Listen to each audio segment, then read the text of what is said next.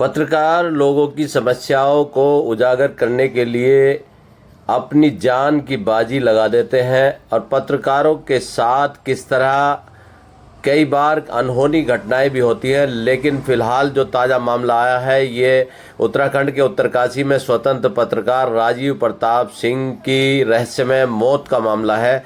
प्रदेश से लेकर पत्रकारिता जगत तक को इसने सख्ते में डाल दिया है। 36 वर्षीय राजीव की लाश 10 दिनों के बाद उत्तरकाशी के जोशियाड़ा बैराज से बरामद की गई है। अब इस मामले में राजीव की पोस्टमार्टम रिपोर्ट सामने आई है। रिपोर्ट में बताया गया है कि उनकी मौत सीने और पेट में लगी चोटों की वजह से हुई। डॉक्टरों के अनुसार ऐसी चोटें दुर्घटनाओं के दौरान लगती है। वहीं मामले में पुलिस ने राजीव की मौत से पहले का पूरा घटनाक्रम बताया। मामले में कांग्रेस नेता राहुल गांधी ने निष्पक्ष जांच की मांग की है। पुलिस ने क्या बताया? पुलिस के अनुसार राजीव प्रताप के लापता होने की रिपोर्ट 19 सितंबर 2025 को उत्तरकाशी में दर्ज हुई थी। इसके बाद जांच शुरू की गई। मामले में कई सीसीटीवी देखे गए। एक फुटेज में दिखा कि राजीव 18 सितंबर 2025 की रात करीब 11:20 पर उत्तरकाशी बस अड्डे पर थे। इसके बाद वे लगभग 11:38 गंगोरी पुल पार करते दिखे। रात के 10:24 पर उन्हें बस स्टेशन के चौराहे होटल में अपने दोस्त के साथ देखा गया और 11:22 पर वो दोस्त की कार उजेली की ओर अकेले ड्राइव करते दिखाई दिए। इसके बाद रात 11:39 पर उनकी कार गंगोरी पुल को पार कर गई। फिर अगले दिन यानी 19 सितंबर 2025 को उनकी कार गंगोरी के नज़दीक स्थित स्योड़ा गांव के पास भागीरथी नदी में 50-55 मीटर नीचे दुर्घटनाग्रस्त इलाके में मिली है। पुलिस के अनुसार उनकी गाड़ी जहां गिरी वहां कोई क्रैश बैरियर नहीं था। पुलिस ने बताया कि उनकी कार दुर्घटना स्थल से करीब 300 मीटर आगे बहकर चली गई थी। कार को 20 सितंबर 2025 को नदी से बाहर निकाला गया। इस दौरान जब उसे पुलिस और एसडीआरएफ की टीम ने चेक किया तो उसमें कोई नहीं मिला। राजीव के परिजन भी वहां मौजूद थे। कार में सिर्फ राजीव की एक चप्पल मिली। पुलिस के अनुसार राजीव की कार में चाबी लगी हुई थी जो ऑन कंडीशन में थी। परिवार ने जताई थी किडनैप की आशंका। कार मिलने के बाद राजीव के परिजनों ने उनके किडनैप होने की आशंका जताई थी। ऐसे में पुलिस ने मामले को अपहरण के मुकदमे में बदल दिया। उसके बाद राजीव की तलाश के लिए पुलिस ने डॉग स्क्वाड और ड्रोन कैमरा की मदद ली। इस बीच 28 सितंबर 2025 को एसडीआरएफ और एनडीआरएफ की टीम को एक लाश जोशियाड़ा बैराज में मिली। परिजनों को लाश की पहचान के लिए बुलाया गया तो उन्होंने बॉडी राजीव के होने की पुष्टि की।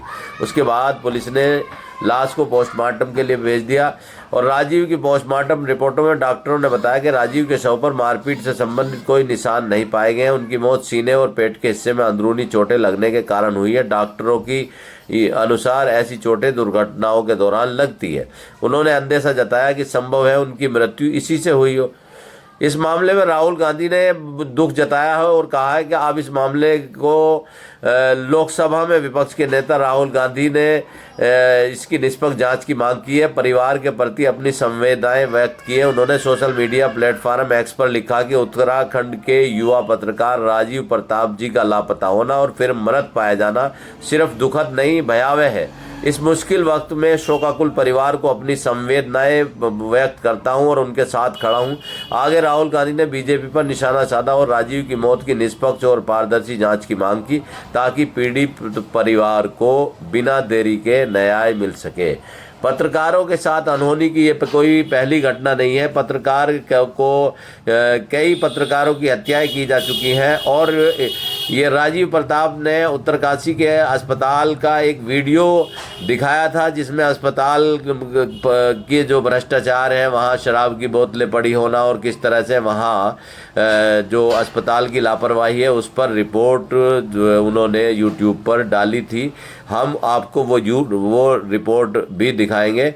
लेकिन सवाल ये उठता है कि आखिरकार निष्पक्ष जांच कब तक हो पाएगी और क्या राजीव प्रताप को इंसाफ मिल पाएगा या नहीं। लेकिन उनकी बीवी का क्या कहना है, आइए सुनवाते हैं आपको। व्यूअर्स को नमस्कार कहना चाहती हूँ और मेरा नाम मुस्कान है। मैं राजीव प्रताप की वाइफ हूँ। तो सर वो मेरी लास्ट बात जो उनसे हुई थी वो 11 बजे हुई थी। उनसे लास्ट जो बात हुई थी मेरी उनसे, उसके बाद सर मुझे नहीं पता है कि वो कहाँ हैं, क्या हैं, कैसे हैं, किस हालत में हैं। सर और मुझे जिन लोगों पे वो है वो थोड़ा परेशान थे, कई दिनों से मुझे बता रहे थे, इतना स्पष्ट तो उन्होंने मुझे बताया नहीं क्या है कैसा है। और मेरी उनसे बात हो रही थी तो मुझे बातों ही बातों में बता रहे थे कि मैं कई दिनों से परेशान हूँ। मैंने यहाँ हॉस्पिटल में वीडियो बनाई थी, स्कूल में यहाँ वीडियो बनाई थी, तो उस चक्कर से मुझे कई लोगों के फ़ोन आ रहे हैं कि वीडियो डिलीट कर वरना हम तुझे मार देंगे, ये कर देंगे, सो कर देंगे। सर मैंने उनसे कहा भी हम इस बात पे थोड़ा कार्रवाई करते हैं आगे। उनका ऐसा कुछ नहीं है, पत्रकारों के ऐसे फ़ोन आते रहते हैं सर, तो मैं उसमें ज़्यादा वो नहीं कर पाई। रही बात वो जिनके साथ थे, वहाँ उनके साथ एक उनका दोस्त था, कुछ देर वो बैठे खाए पिए, सर मुझे उस बात का कोई पता नहीं है। मेरी अपने हस्बैंड से लास्ट 11 बजे बात हुई थी, उसके बाद वो पता नहीं कहाँ गए क्या गए। मैंने उनको 11 बजे के बाद ट्राई किया था, लास्ट मैसेज जो मेरा था 11:50 पे उनको मैंने मैसेज किया था, उनका मैसेज डिलीवर नहीं हुआ था सर। आज 3 दिन हो गए, मेरे पति का कुछ पता नहीं है सर, और मुझे पूरा भरोसा है कि मेरा पति कहीं कुछ ऐसा नहीं है कि वो कहीं गिरा मरा, कुछ नहीं है।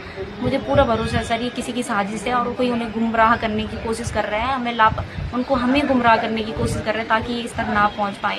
और मेरे हस्बैंड को इन्होंने लापता कर रखा सर, और मैं पुलिस प्रशासन से और सभी मतलब जिलाधिकारी महोदय से हाथ जोड़कर निवेदन करना चाहती हूँ, दिल्ली उत्तराखंड लाइव के सभी व्यूवर्स फॉलोवर्स से निवेदन करना चाहती हूँ कि अभी हमारा सपोर्ट करें प्लीज़। मतलब हम इस कंडीशन में हैं अभी कि कुछ कह नहीं सकते, ये नहीं कर सकते। आप सभी थोड़ा सपोर्ट करेंगे हमारा, तब जाके हम आगे कुछ कर पाएंगे। तो आप सभी को मेरा हाथ जोड़कर निवेदन है कि हमें अपनी सहानुभूति दिखाएं और हमारे साथ खड़े रहें और मेरे पति को ढूंढने में हमारी मदद करें।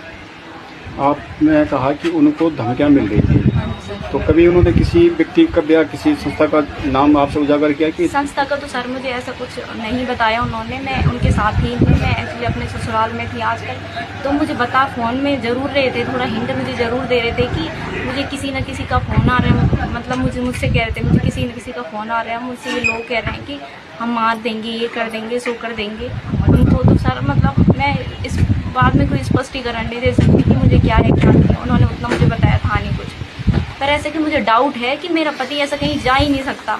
मैं ये दावे के साथ बोल सकती हूँ, सबके सामने बोल सकती हूँ, और मुझे पूरा पता है कि उनको लापता किया गया है। और मैं इसी उम्मीद में हूँ कि मेरे पति मुझे मिलेंगे। मैं आप सभी से, मीडिया प्रभारी सभी से हाथ जोड़कर पत्रकार महोदय से निवेदन करती हूँ कि कृपया मेरे पति को ढूंढने में मेरी मदद करें, बस। और इससे ज़्यादा मैं क्या बोलूँ।